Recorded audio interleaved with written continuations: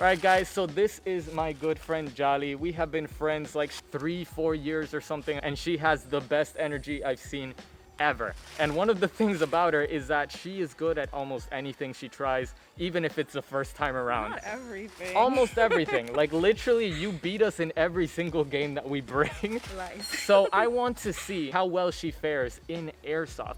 Now, as many of you probably know, Airsoft is a male predominant sport, but I'm pretty sure that today we're going to see that that doesn't have to be the case. Yali has never played Airsoft, so this is going to be really interesting. Yali, what do you expect out of this? I've seen like videos, people playing your videos as really? well.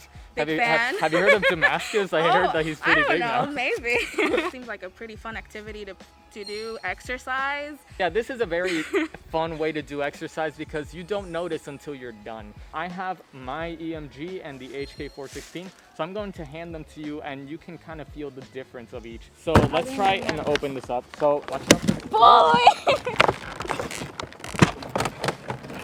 There we go. We opened the box without a knife, and I think that they did a pretty good job. You could barely tell that it was open. People ask me what my secret is to getting so many subs, and the answer is I have no idea.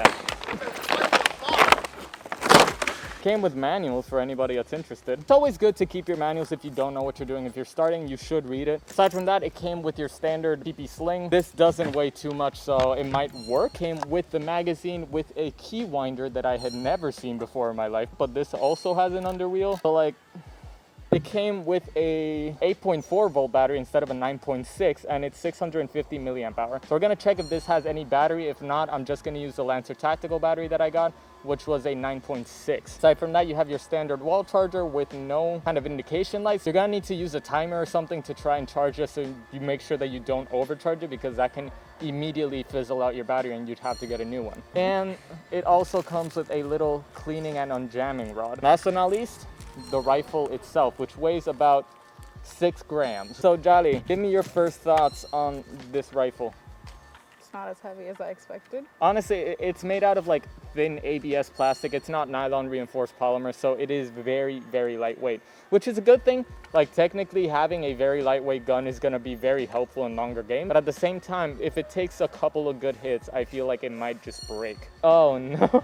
It has the standard like dial hop up on the side right here, but it's adjustable. You know, it's better than fixed hop up. This is a plastic gearbox, I can tell. It's like clear plastic. Upgradability wise, I wouldn't recommend it, but still, it does look pretty good. I've seen a couple other for more expensive or the same that do not feel as good. This is only slightly more expensive than like the starter kit that I reviewed a while back, and you can see that this is leagues above what that was. The stock is adjustable just in case you need a little bit more length to it. So the way that you load these magazines, this is a high cap magazine, it has a little trap door here on the top. You're gonna open that trap door and you're going to literally just pour them in there and they'll figure their way out.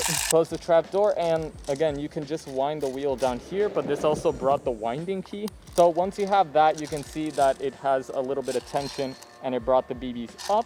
And from that point, you can just stick it in the mag well until it clicks.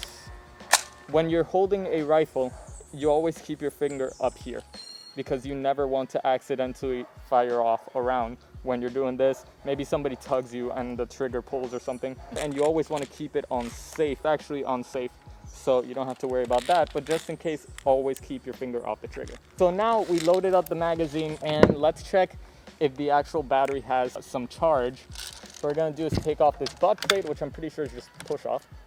Put this in here, put these on, or actually these. Check if these fit over your glasses. Yeah, it's adjustable, my guy. My freaking glasses off. I don't need my glasses. I'm just, yeah, I'm like off the get-go. I don't need my glasses. Okay, what you're gonna do is you're gonna flip that selector, that semi, and you're just gonna point over there and pull the trigger and see if it shoots. It has battery! Yeah! By the way, I'm using 0.25s just in case, because it's what I have lying around. That was actually surprisingly straight. 350 FPS with 0.12 gram BBs, which means that it's roughly 250 with 0.2s. Now I'm using 0.25, so I'm probably getting like 200 FPS out of this. All right, so Yali, we're gonna do a little shooting circuit. I'm gonna be setting up this target. We're upgrading, people. Now we have a shape. I'm going to give it to you in different distances, and you have to try and hit as many as you can in groupings of 10. So let's try and figure that out. So I set up the target, let's say 50 feet away. It's about torso size, maybe a little bit smaller. And Yali is going to take her first shots. And if it's doing pretty well, then maybe we can take it a little bit farther. All right, so take some 10 shots.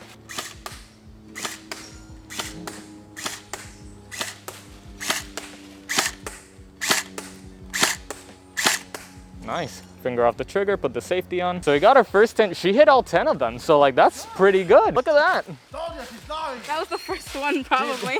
These are all center mass. The only that were out were like the top 2. Probably the first 2. Yo, that's really impressive, especially with that rifle. Like, honestly, super impressed. We're going to take this farther. This is pretty far, I would say. This is more like 60, 70 feet. And I feel like that is pretty good distance to test this out. Yali's going to take her next 10 shots. And I already know she's going to blow this out of the park. Set up the target. I hope you can see it. It's there. Yeah, it's somewhere. Anyway, let's take the 10 shots. Okay, that's way different. That's so far away. I missed a lot. You missed like 2 or 3, but again, first of all, you're blind. And secondly, you only missed like 2 or 3 out of 10. I'm still pretty impressed. I'm gonna go pick up the cardboard target and bring it back. Got one literally headshot. Wow. Yeah, you got a couple, but they were still mainly center mass. That's kind of, let me see, 1, 2, 17. Yeah, you missed 3. If I put this in front of me, you can see she would have hit somebody at that distance. Yali has taken her first shots. Yali, what did you think about the rifle? I think it was pretty fun shooting it, despite it feeling a little cheap. Trigger felt a little hard. I guess I had to like push it back to actually get it to shoot. Yeah, I noticed it was a little squishy compared to some other triggers. Yeah. The iron sights aren't the best. I always recommend getting a red dot or some sort of scope or something. What about the trajectory? Do you find it to be pretty consistent, pretty like accurate? I don't think I have good aim, and to see the cardboard, I felt like I had good control over it. I mean, honestly, like, you surprised me. For somebody that has never shot before, and you get all of your shots in, and the second time around even farther, you only missed 3. Like, 3 misses out of 20 shots is insane, especially with a budget gun. But now I think it's about time that you try out the other one, the EMG, and try and compare and contrast a little bit on the differences on performance. That'll be super interesting. Yeah, so let's check it. Right on my shoulder here. This is Luis right here. Hi, how are you? He is standing right next to the target, and you can see exactly how far that is. Again, this is around 75 feet. So here, Yali, again, finger off the trigger. Please don't hit me. And take 20 shots. Have fun.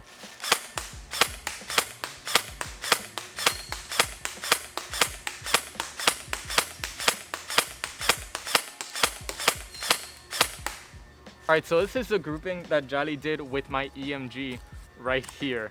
Yali didn't have glasses on. Now I do. What, like, explain what you saw, really. Well, I saw a bunch of blurry, but I try to like maintain a focus point. I tried to focus on one specific like blurry. one specific blurry. Yeah, but as you can see, like, the accuracy is there. Like, it is there. You can see the grouping super tight for close to 100 feet. Consider this, Yali hasn't played this before. Never. And she still got it dead center. And it's kind of sad that we don't see more women in the game. And I think that comes with like the stigma of like, oh, boys like Call of Duty and guns or something. But Airsoft is such a fun sport. Like, everybody should try it at least once. It really is fun. Like, amazingly, it feels like a shot of adrenaline. It's pretty cool. It feels amazing. I thought I didn't have pretty good aim, and apparently I do. It feels amazing. It feels awesome. So how did you feel shooting that? It felt great.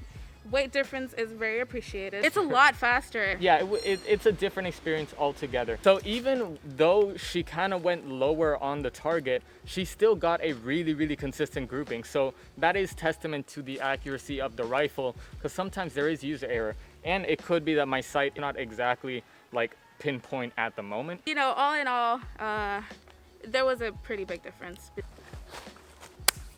Boy, final thoughts. Do you think this is something that you would be interested in trying? 100%. I felt like it was fun. Again, good exercise. It's something that I would be running around the field without even noticing. So I would give it a shot, honestly. I do have a question. You felt my EMG and you felt my HK. Would you, someone that is just starting, rather just start with this and just like get going and save up later? Or would you try and save up as much as you could starting and try and invest something a little bit higher? Personally, I would like to get on the field as soon as possible because I really like the thrill of it.